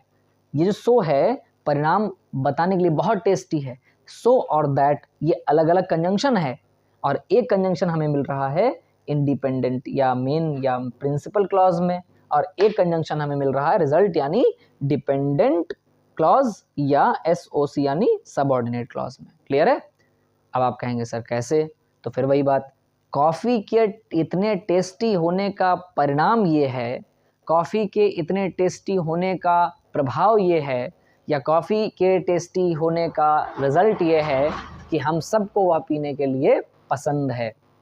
ठीक, अब मुझे बताइए, कॉफ़ी टेस्टी है इस बात को इंडिपेंडेंटली कहा जा सकता है, लेकिन कि हमें वह पीने के लिए बहुत पसंद है, ये बात अधूरी है जब तक कि कॉफ़ी की तारीफ़ न की जाए। अर्थात कॉफ़ी की तारीफ़ हो रही है इंडिपेंडेंट क्लॉज में, और उस तारीफ़ का प्रभाव दिखाई दे रहा है हमें रिजल्ट क्लॉज में। क्लियर है सबको? इसका प्रभाव में किसमें दिखाई दे रहा है? रिजल्ट क्लॉज में। तो ये रिजल्ट क्लॉज हमारा डिपेंडेंट क्लॉज यानी डीसी या एसओसी है, एसओसी यानी सब ऑर्डिनेट क्लॉज। क्लियर है सबको? तो बस सो दैट से हमने कंजंक्शन को अलग अलग करके अपने एडवर्ब क्लॉज ऑफ रिजल्ट को बना दिया। तो कितने लोगों को बात समझ में आई है? बहुत अच्छे से समझ गए। और बस ये चीज़ें अगर समझ में आ रही हैं तो निश्चित रूप से आप कॉम्प्लेक्स सेंटेंस के कन्वर्जन के बहुत समीप हैं। ठीक, चिंता मत कीजिए, बहुत जल्दी हम वहाँ पर पहुँचेंगे। एक बार फिर से याद दिला दूँ आप सबको कि ये जो क्लॉजेस चल रहे हैं ये सिर्फ और सिर्फ अभी क्लॉज पढ़ाए जा रहे हैं, अभी हम कन्वर्जन पर नहीं पहुँचे हैं। बहुत अच्छे से क्लॉज पढ़ने के बाद ऑटोमेटिक सारे कन्वर्जन आप लोगों को अच्छे से बहुत हल्के तौर पर और बहुत आसानी से समझ में आएंगे। लेकिन उससे पहले का जो हमारा उद्देश्य है वो ये होना चाहिए कि हम अच्छे से पहले इन क्लॉजेस को पढ़ सकें, और जब तक हमें एक अच्छी डीप नॉलेज नहीं होगी इनके बारे में तब तक हम अपने कन्वर्जन को देख नहीं पाएंगे, और अगर देख भी लिया तो बनाने की स्थिति में हम नहीं होंगे। उसका सबसे जो बुरा प्रभाव है वो हमारे रिजल्ट पर, अर्थात हमारे परिणाम पर, हमारी कॉपी की जो मार्किंग है, एवेल्यूएशन है, उस पर देखने को मिल सकता है, उसके मूल्यांकन पर देखने को मिल सकता है। ठीक है, इसीलिए आप लोग बहुत अच्छे तरीके से धैर्यपूर्वक हर चीज़ को पढ़ते जाइए और धीरे धीरे अपनी चीज़ों में प्रवीण होते जाइए। ठीक, एक्सपर्ट होते जाइए। ठीक, अब हम चलते हैं बिना किसी देरी के अपने नेक्स्ट क्लॉज, जिसका नाम है एडवर्ब क्लॉज ऑफ कंसेशन या कंट्रास्ट, जिसका मतलब होता है विरोधाभास। बिना किसी देरी के शुरू करते हैं एडवर्ब क्लॉज ऑफ कंसेशन या contrast. Adverb clause of concession या कंट्रास्ट को पढ़ने से पहले वही चीज़ याद कर लीजिए जब विरोधाभास होता था। ठीक है, कंट्रास्ट या कंसेशन का मतलब होता है विरोधाभास, जब दोनों चीज़ें एक दूसरे के विपरीत हों। जैसे वह गरीब है फिर भी वह खुश है, ठीक है, जैसे वह अमीर है फिर भी वह दुखी है। तो इस तरीके से जो हमारे सेंटेंस होते हैं उन्हें हम एडवर्ब क्लॉज ऑफ कंट्रास्ट या कंसेशन के अंतर्गत पढ़ते हैं। तो देखो ध्यान से क्या होता है, कंजंक्शंस ऑल्दो, हालांकि इसकी हमने आपको मीनिंग लिख दी हैं। ऑल्दो हालांकि, दो यद्यपि, इवन दो यानी चाहें, और इवन इफ भले ही, ये सारे जो कंजंक्शंस होते हैं वो एडवर्ब क्लॉज ऑफ कंट्रास्ट या कंसेशन के अंदर प्रयोग किए जाते हैं। तो बहुत ध्यान से, बहुत धैर्यपूर्वक हम शुरू कर रहे हैं एग्जाम्पल्स, इनको बहुत अच्छे से पढ़िएगा। Although he is very rich, यद्यपि या हालांकि वो बहुत अमीर है, ही इज़ नॉट हैप्पी, वो खुश नहीं है। मेरी बात ध्यान सुनिएगा। अब सीधी सी सिंपल सी बात है, सर ये कंजंक्शन चाहें जहाँ मिलें, जिस क्लॉज में लगे हों, वो क्लॉज हमारा डिपेंडेंट क्लॉज हो जाएगा। वही क्लॉज हमारा डेफिनेशन के अनुसार जो हमारा क्लॉज होगा, कहने का मतलब रीज़न हो, टाइम हो, पर्पज़ हो, जो भी हो, वो क्लॉज वह क्लॉज भी बन जाता है। प्लस वो डिपेंडेंट होता है, सबऑर्डिनेट होता है, और उसके इतर जो भी क्लॉज दिया होता है, जिसको हम मुक्त रूप से कह सकते हैं, उसे हम इंडिपेंडेंट क्लॉज कहते हैं। ये सबको पता होगा, ठीक। अब मेरी बात ध्यान से सुनिएगा। अगर हम ये बात कहें यद्यपि वह अमीर है, ठीक, तो आप कहेंगे सर यद्यपि वह अमीर है या हालांकि वह अमीर है, फिर भी क्या? अब जो क्वेश्चन आपके मन में आ रहा है, दरअसल यही अधूरा sentence adverb clause of concession या कंट्रास्ट कहलाता है। क्लियर? ये चीज़ ध्यान रखिए। और लगभग ये क्वेश्चंस हमारे सभी क्लॉजेस में यही बना। जब हमने प्लेस की बात की, जब हमने टाइम की बात की, जब हमने रिजल्ट की बात की, जब हमने कंपैरिजन, इन सब की बात की, और अभी जो क्लॉजेस हम अभी तक पढ़ चुके हैं, उन सभी क्लॉजेस में लगभग यही क्वेश्चन आपके सामने आ रहा था। पर्पस वाले में अगर इस बात का उद्देश्य फिर ये है क्या, तो ये जब तक पूरा नहीं होता था, जब तक हमें इंडिपेंडेंट क्लॉज अपने सेंटेंस में दिखाई ना दे जाए। अब मेरी बात ध्यान सुनना। हालांकि वह बहुत अमीर है, अधूरा सेंटेंस है ना, हालांकि वो बहुत अमीर है। अब इसकी आधी बात आगे वाले सेंटेंस में कह दी गई, ही इज़ नॉट हैप्पी, वो खुश नहीं है। अब थोड़ा सा उसका ऑपरेशन करने से पहले हम इधर देख लें। ही इज़ नॉट हैप्पी, वह खुश नहीं है, इसे डायरेक्टली बोला जा सकता है। हमारे पास फाइनाइट वर्ब है, इसे इनडायरेक्टली बोला सकता है, डायरेक्टली बोला जा सकता है, इनडायरेक्टली नहीं। यानी ये हमारा इंडिपेंडेंट क्लॉज है, यही हमारा मेन क्लॉज है, और यही हमारा प्रिंसिपल क्लॉज है। यानी इस बात को कहने के लिए हमें किसी पर निर्भर रहने की आवश्यकता नहीं है। लेकिन जब हम ये कहते हैं although he is very rich, ठीक है, हालांकि वो बहुत अमीर है, ये जब हम कहते हैं तो हमें आधी बातों को ही समझना पड़ता है। वो बहुत अमीर है तो इसका मतलब क्या है? सर इसका विरोधाभास आगे दिया गया है। पिछले वाले में क्या था कि हमें जो पहली वाली बात थी उसका हमें रिजल्ट पता चल रहा था, और इसमें क्या है, इसमें हमें जो बात कही जा रही है उसका हमें लास्ट में कंट्रास्ट या विरोधाभास पता चल रहा है कि इसके विपरीत क्या बात है। वो अमीर है फिर भी वो खुश है, सॉरी वो अमीर है फिर भी वो खुश नहीं है, वह गरीब है फिर भी वो खुश है। इस तरीके से जो हमें विरोध पता चल रहा है वो हमें अगले सेंटेंस पता चल रहा है। और अगला सेंटेंस हमारा बिल्कुल फ्री है, फ्री मतलब इंडिपेंडेंटली कहा जा सकता है उसे। तो ये हमारा इंडिपेंडेंट क्लॉज है, मेन क्लॉज है और प्रिंसिपल क्लॉज है। और जबकि although he is very rich, ये कंट्रास्ट क्लॉज है। कंट्रास्ट माने इसी में तो विरोध दिखाया जा रहा है, हालांकि वो बहुत अमीर है। और ये जो हालांकि नाम का कंजंक्शन है, ऑल्दो नाम का कंजंक्शन है, वो जिस क्लॉज में लगेगा, सिंपल सी बात है, वो क्लॉज हमारा क्या हो जाएगा? एडवर्ब क्लॉज ऑफ कंसेशन या कंट्रास्ट। तो इसी को, चूंकि ये बात आधी अधूरी है और ये बात इस क्लॉज पर निर्भर है, इसीलिए ये है डिपेंडेंट क्लॉज, और यही हमारा सब ऑर्डिनेट क्लॉज। बताओ हाँ या ना? क्लियर है सबको? तो ये एग्जाम्पल आपको समझ में आया होगा। सेम नीचे वाला एग्जाम्पल देखिए, although she had learned all chapters, हालांकि उसने सारे चैप्टर्स याद किए, ठीक है, he could not answer those questions, लेकिन वह उन प्रश्नों का उत्तर नहीं दे सकी। अब मेरी बात ध्यान से सुनिएगा, वह उन प्रश्नों का उत्तर नहीं दे सकी, ठीक। ये बात तो इंडिपेंडेंटली कही जा सकती है, डायरेक्ट कही जा सकती है, इसमें किसी भी प्रकार के हमें वाक्य की कंडीशन पर रहने की आवश्यकता नहीं है, निर्भर रहने की आवश्यकता नहीं है।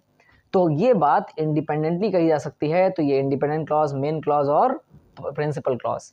लेकिन हालांकि उसने सारे चैप्टर्स याद किए थे, ये जो बात है, तो आप अपने आप से क्वेश्चन करोगे, हालांकि उसने सारे चैप्टर्स याद किए थे, तो इसका मतलब आगे क्या सर? आगे तो बताइए।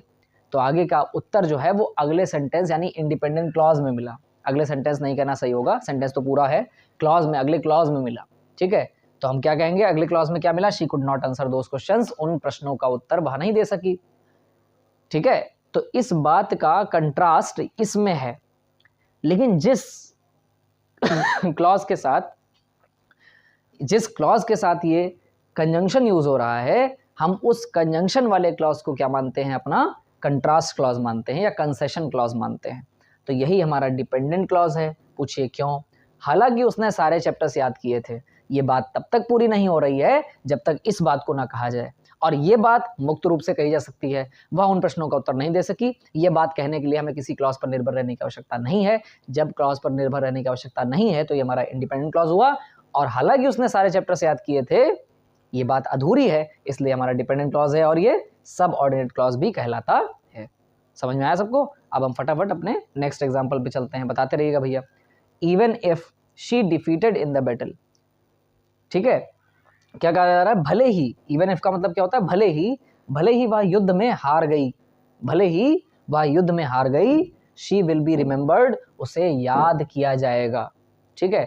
भले ही वह युद्ध में हार गई, उसे याद किया जाएगा। इसका मतलब ये है, वैसे युद्ध में हारने वालों को कोई नहीं याद रखता है, कोई नहीं, लेकिन हो सकता है उसने कितना जो है भव्य युद्ध लड़ा हो, कितनी वीरता के साथ उसने लड़ा हो युद्ध, जो उसको हारने के बाद भी याद रखा जाएगा।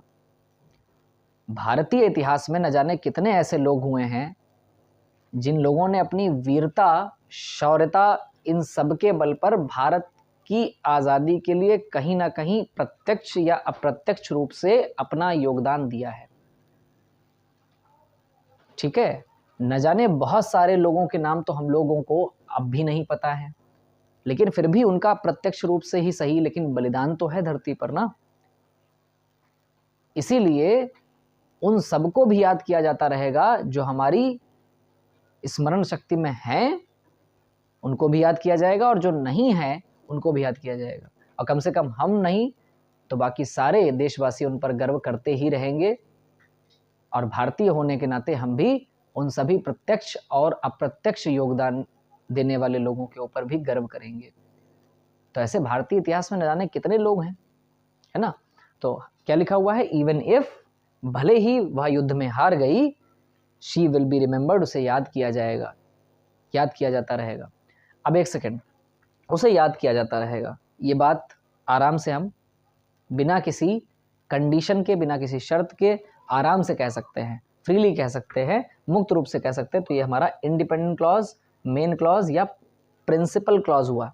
लेकिन जब हम कह रहे हैं इवन इफ, भले ही वह युद्ध में हार गई, तो जब तक हम ये बात कह रहे हैं तब तक सामने वाले के दिमाग में क्वेश्चन आ गया, भले ही वह युद्ध में हार गई, तो इसका मतलब सर, इसके तो क्या वो युद्ध में हार गई तो क्या मतलब, आप यही तो पूछेंगे।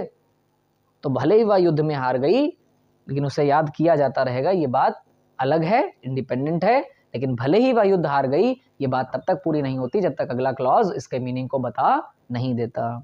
तो ये हमारा कंट्रास्ट क्लॉज भी है। क्यों? क्योंकि इवन इफ नाम का जो कंजंक्शन है वो इस क्लॉज में लगा हुआ है, प्लस इसका मीनिंग अधूरा है, और ये डिपेंडेंट क्लॉज है क्योंकि ये क्लॉज इस क्लॉज पर निर्भर है, इसलिए ये डिपेंडेंट क्लॉज भी हुआ और सबऑर्डिनेट क्लॉज भी हुआ। बताइए हाँ या ना। अब आप कहेंगे सर डिपेंडेंट क्लॉज को आप सबऑर्डिनेट क्लॉज कहते हैं? हाँ भैया, डिपेंडेंट क्लॉज का ही दूसरा नाम सबऑर्डिनेट क्लॉज है। ये शुरुआत में ही बताया गया था जब कॉम्प्लेक्स प्रारंभ हुआ था।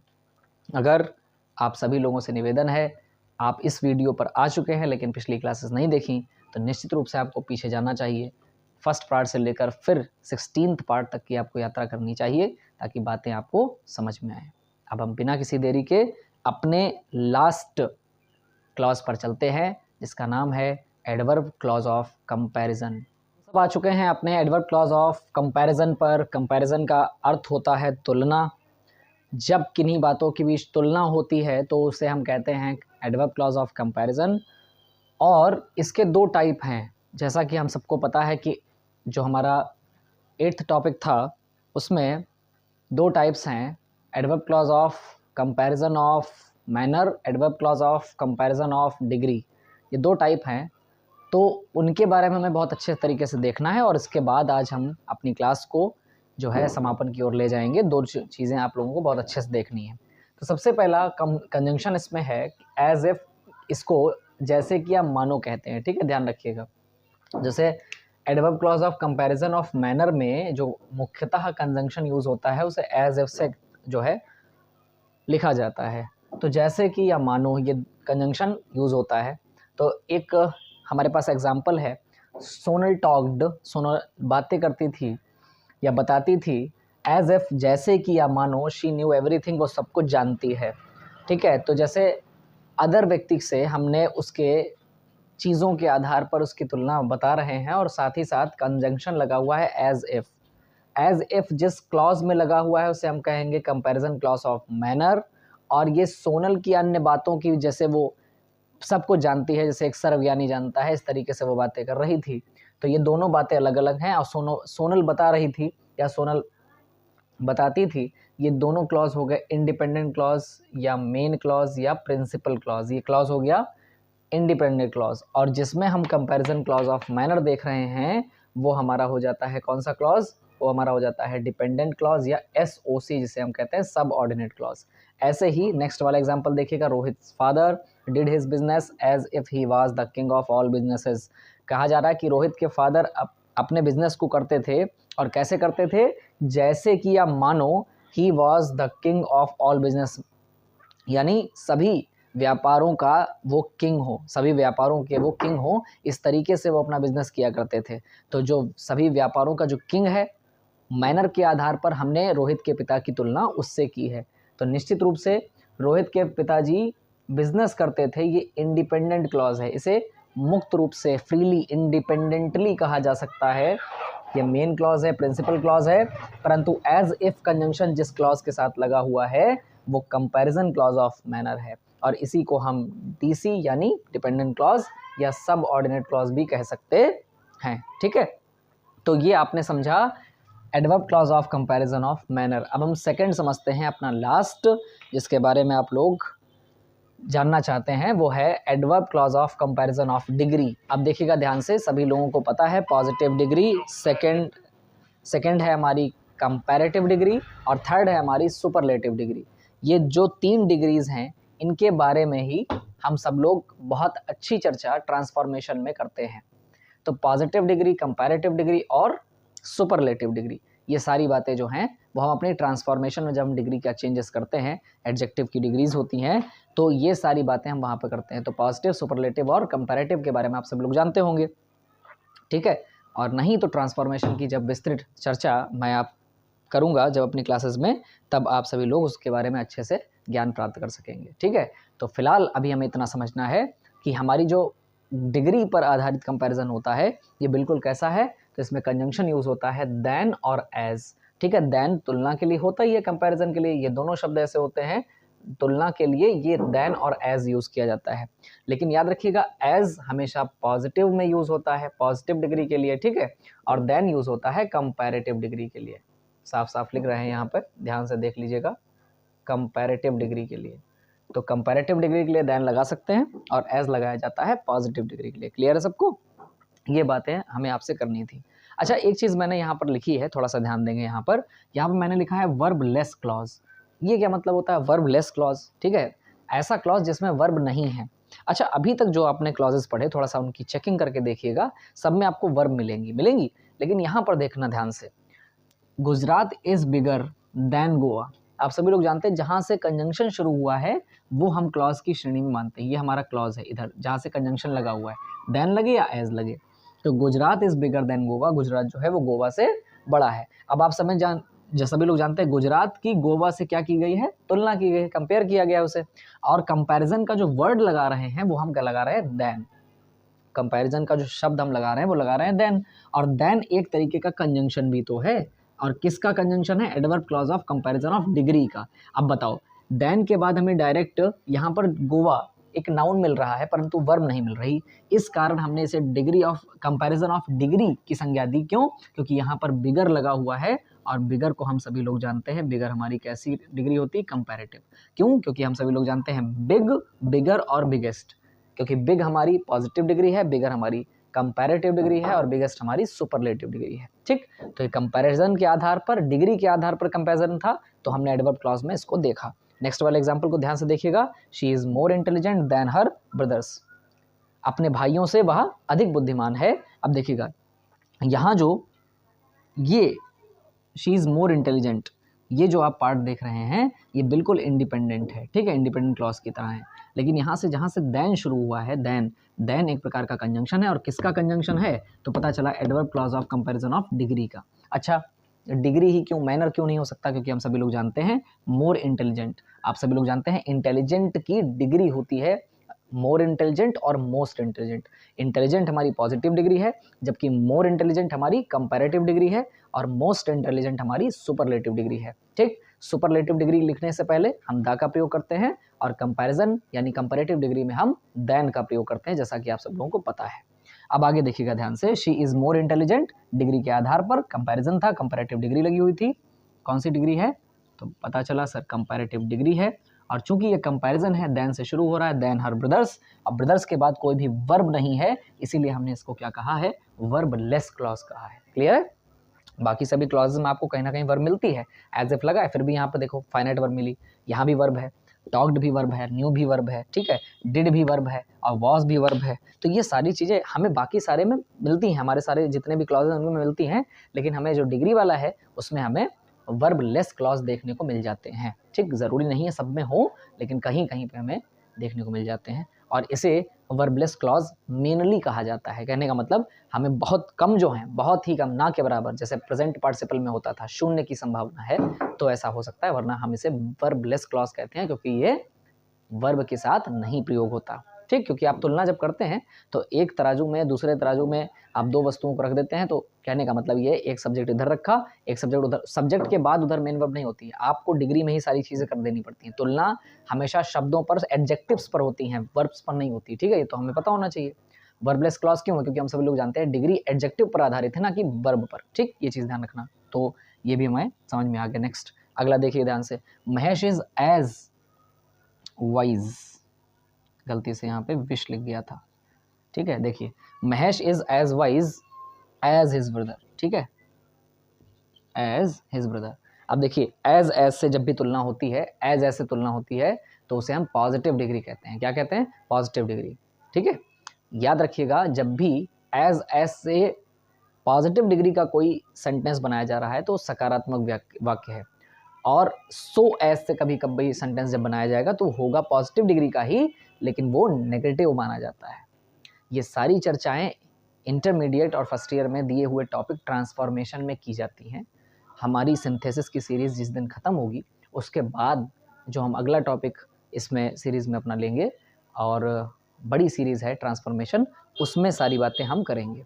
उसमें 2 मेजर टॉपिक जो हाई स्कूल की बोर्ड परीक्षा में पूछे जाते हैं उसी ट्रांसफॉर्मेशन में मिलेंगे आपको। एक एक्टिव वॉइस, पैसिव वॉइस, और दूसरा होता है डायरेक्ट इनडायरेक्ट, जिसको हम अन्य भाषा में नरेशन भी कहते हैं। ठीक, तो वो भी चर्चाएं आपके सामने होनी है।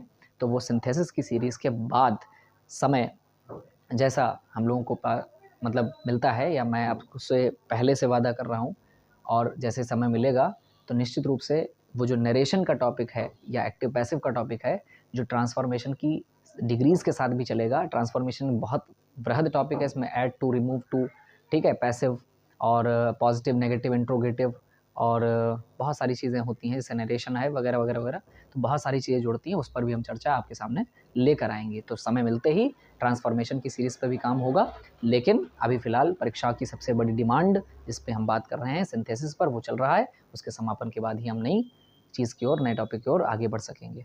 तब तक मेरा आपसे अनुरोध है कि आप अच्छे से ये चीज़ें ध्यान रखें। ठीक है, तो यहाँ पर ध्यान दीजिएगा कि पॉजिटिव सेंटेंस है और जब तुलना की जा रही है पॉजिटिव डिग्री, तो आप सभी लोग जानते हैं वाइज हमारी पॉजिटिव डिग्री होती है, वाइजर ये हमारी कंपैरेटिव डिग्री होती है, वाइजेस्ट हमारी सुपरलेटिव डिग्री होती है। ये सब चीज़ें आप जानते हैं। तो Mahesh is as wise as his brother, Mahesh उतना ही विद्वान है जितने उसके भाई। ठीक, अब मेरी बात ध्यान सुनना। तो भाई से महेश की तुलना है और डिग्री के आधार पर तुलना, बस इतना ध्यान रखिए। आपको ज़्यादा डीप में सिंथेसिस में जाने की आवश्यकता नहीं, डीप जाया जाता है ट्रांसफॉर्मेशन में, जब वहाँ डिग्री पढ़ाई जाती है, वहाँ आपको बहुत ध्यान रखना है। वेरी फ्यू, ठीक है, मोस्ट अदर, उसके बाद वन ऑफ द, इस तरीके से जब हम डिग्री बनाते हैं, या नो अदर या एनी अदर, या केवल द लगाकर जब डिग्री का यूज़ होता है, तो वहाँ आप बहुत डीपली डिग्रीज को पढ़ते हैं, जो ट्रांसफॉर्मेशन में मेरे द्वारा संभवतः जल्दी से जल्दी अगर मुझे समय मिलता है तो मैं निश्चित रूप से आपके सामने उसे लेकर उपस्थित रहूँगा। ठीक है, तो आप चिंता मत कीजिए, उस पर भी बातें होंगी, लेकिन फिलहाल हमें बस डिग्री में सिंथेसिस में कितनी ज़रूरत है, वो बस इतनी ज़रूरत है कि हम अच्छे से उसकी पहचान जानते हों। तो महेश की तुलना उसके भाई से की गई, और देखिए भाई के बाद जहाँ से एस का हमारा कंपैरिजन ऑफ डिग्री शुरू हुई है, इसके बाद हमें कहीं भी वर्ब नहीं मिल रही है। ठीक है, यहाँ तो वर्ब है, महेश इज हेल्पिंग वर्ब भी सही, लेकिन वर्ब है, लेकिन इसके बाद हमें कहीं भी वर्ब नहीं मिल रही है। निश्चित रूप से ये वर्ब लेस क्लॉज है। ठीक है, तो इस तरीके से Mahesh is as wise as his brother, ये हमारा कंपैरिजन ऑफ डिग्री हो गया, ठीक है, adverb clause of comparison of degree. ये तो आशा करता हूँ सारी बातें आप लोगों को बहुत अच्छे से समझ में आई होंगी। आज जो हमारे 8 क्लॉजेस थे एडवर्ब के वो समाप्त हुए फाइनली, और बहुत अच्छे तरीके से हम लोगों ने कोशिश की है कि वो चीज़ आप तक पहुँचाई जाए। आपसे मेरा अनुरोध है, अगर जो बातें आपको समझ में नहीं आई हैं आप प्लीज़ रिपीट करके एक बार फिर से क्लास को देख लें, और उसके बाद भी अगर कोई दिक्कत है तो आप मुझसे पूछ सकते हैं बेझिझक। और दूसरी चीज़ है कि जिस चीज़ का आप लोगों को बेसब्री से इंतज़ार था कि कंपैरिजन सर शुरू करेंगे, किसका कंपैरिजन, कन्वर्जन, कंपैरिजन नहीं कह सकते, कंपैरिजन तुलना है, कन्वर्जन शुरू करेंगे। तो कन्वर्जन यानी परिवर्तन सिंपल टू कॉम्प्लेक्स का, जो सबसे ज़्यादा हमारे यहाँ बोर्ड में शुरुआती तौर पर भी और जब से परीक्षाएं चल रही हैं सिंपल टू कॉम्प्लेक्स उसमें बहुत ज़्यादा रेंज में पूछा जाता है। तो इसका कन्वर्जन अब निश्चित रूप से हमारी 17वीं पार्ट में यानी 17th क्लास में शुरू हो जाएगा। और तो 16th पार्ट में आज जो आपको बताया गया है, निश्चित रूप से आप बहुत अच्छे तरीके से उसके नोट्स बनाएं, अच्छे से लिखें, प्रिपेयर करें, और ये परीक्षा के लिए बहुत उपयोगी है, लाभदायक रहेगा आपको। और जो हमारा अगला पार्ट आएगा उसमें हम सिंपल टू कॉम्प्लेक्स का कन्वर्जन शुरू करने जा रहे हैं। तो आप सब लोग तैयार रहिएगा नेक्स्ट पार्ट के लिए। समय बहुत जल्दी, अब परीक्षाओं का भी निकट है, तो निश्चित रूप से वो क्लासेस अब जो बची हुई जिसका कंपैरिजन अब हमारा लास्ट टॉपिक होगा, जिसमें हम बहुत सारी चीज़ों के आधार पर हम अपने सिंपल टू कॉम्प्लेक्स को चेंज करेंगे, उसके कन्वर्जन को देखेंगे। तो हमारा बृहद टॉपिक जो सिंथेसिस है वो अपने समापन की ओर है। तो अब बस आप लोगों को बहुत जुड़ जाना है अपनी सभी चीज़ों को तैयार करते हुए, चाहे वो प्रोज से लेकर सप्लीमेंट्री या पोएट्री तक हो, और ग्रामर के सभी पोर्शंस पर आप अपनी कमांड बना लीजिए, क्योंकि आपकी परीक्षाएं अब निकट हैं। साथ ही साथ बोर्ड परीक्षाएं चल भी रही हैं, तो बहुत बहुत शुभकामनाएं। जो छात्र शिक्षण मुझे से पढ़ रहे हैं तो बहुत शुभकामनाएं, आप लोगों के सारे पेपर अच्छे हों। इन्हीं शुभकामनाओं के साथ मुझे दीजिए आज्ञा, मैं अगली क्लास में आपसे मिलने आऊँगा फिर से कन्वर्जन के साथ। तब तक अपने परिवार वालों का ध्यान रखें, खुश रहें, मस्त रहें।